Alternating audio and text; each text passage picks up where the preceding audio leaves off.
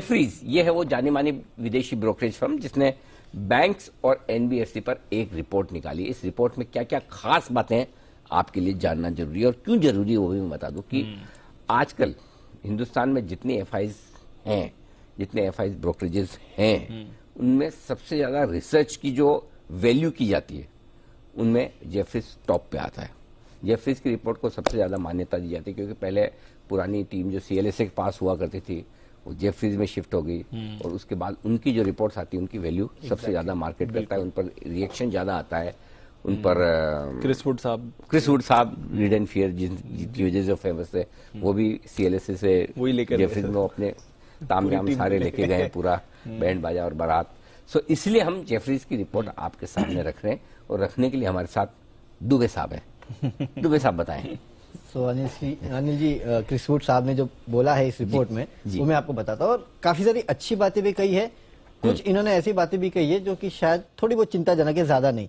अब सबसे पहले इन्होंने कहा है कि 2022 में आपने देखा कि क्रेडिट ग्रोथ काफी बेहतर रही थी, लेकिन 2023 में शायद ये पीक आउट होते हुए नजर आएगी। 2022 में करीब 17% के आसपास की बढ़ोतरी थी, 2023 में कम होके करीब 12-13% के आसपास रह सकती है। लेकिन जो डिपॉजिट ग्रोथ है उसमें आपको अच्छी खासी बढ़ोतरी देखने मिलेगी, करीब 10% के आसपास अभी बढ़ी थी, 11 से 12% के आसपास की ग्रोथ जो है वो आपको यहाँ पे देखने मिल सकती है। हालांकि नेट इंटरेस्ट मार्जिन जिसमें आपको बढ़ोतरी देखने मिली थी, हो सकता है कि FY24 के फर्स्ट हाफ में यहाँ पे थोड़ी बहुत आपको रुकावट देखने मिले और क्योंकि नेट इंटरेस्ट मार्जिन में थोड़ी बहुत रुकावट देखने मिलेगी तो रिटर्न ऑन एसेट्स जो है उसमें आपको जो ग्रोथ हुई थी उसमें शायद थोड़ा बहुत धीमापन देखने मिल सकता है।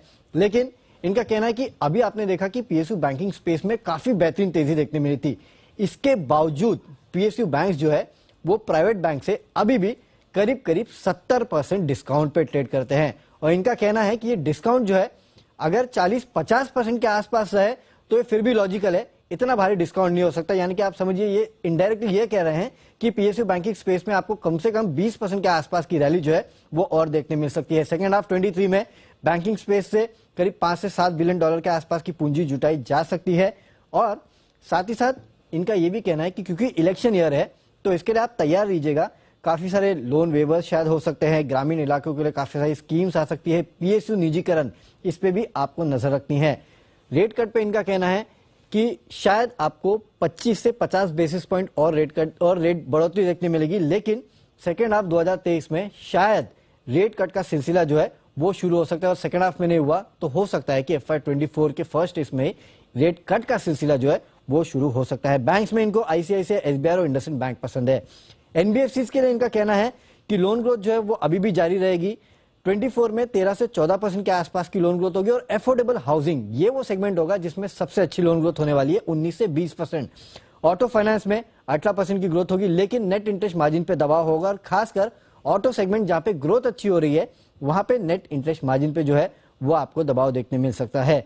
तो यहाँ पे आप नजर रखिएगा क्योंकि काफी हद तक इनके जो लोन थे वो कुछ हद तक शायद फिक्स रेट लोन्स थे, इसके लिए इनको दबाव देखने मिलेगा। लेकिन इस स्पेस में चोलामंडलम और आवास फाइनेंशियल ये दो स्टॉक्स है जो इनको सबसे ज्यादा पसंद है। दोनों पे खरीदारी की सलाह है। चोला पे 890 का टारगेट है और आवास पे तो 2850 का टारगेट दे रहे हैं। ओके, तो चोला इन्वेस्टमेंट और आवास फाइनेंशियल्स ये दो स्टॉक है जहां पर जेफरीज एनबीएफसी के तौर पर कम नोन है, ज्यादा इनकी चर्चाएं नहीं होती। किसकी ट्रेडिंग स्टॉक में ये दोनों आवास और चोला आवास तो एफएनओ में भी नहीं है, चोला तो फिर भी है। बैंक्स जरूर, आईसीआईसीआई, इंडसइंड थोड़ा सरप्राइजिंग है कि इनकी टॉप लिस्ट में आता हुआ दिख रहा है। वैल्यूएशन के लिहाज से शायद थोड़ा कंफर्ट रहेगा इनका, ये हो सकता है। आइए बढ़ते आगे।